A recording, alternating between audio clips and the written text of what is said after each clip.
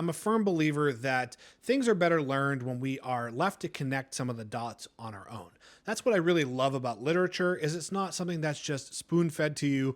It's really left for you to dig out the truths. Last week I posted this video, which is a skit where two characters are talking to each other about how an author's experiences can come through on the pages of the books that they write.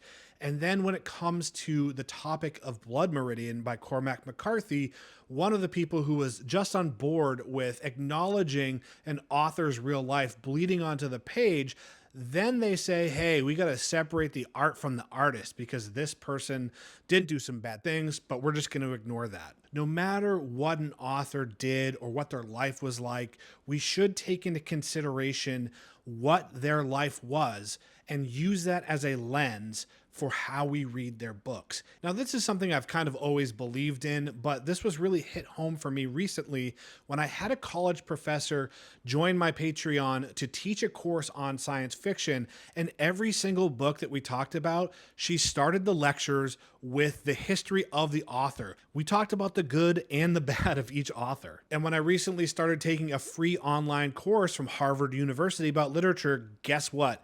They did the same thing. So why is it that college professors are contextualizing the works that they're teaching by talking about the author's personal life? Because it matters. Now, if you choose to ignore all of that, that's up to you, but I do think you're missing out on things that you could be gleaning from that story by knowing this stuff going into your reading of it. It's a little bit weird that people really hype up an author's influence when they perceive it as positive, but want to ignore it when they see it as negative. But I think one of the strangest reactions that I got to the whole thing was the angry, vitriolic comments because I'm ignoring certain books or telling people that they shouldn't read books because of what an author did, which are things that I never said or even implied. Mind you, neither of these people are actually me. They're both characters because it's a skit. One of the characters says, I have lost some interest in reading that because of the allegations against the author.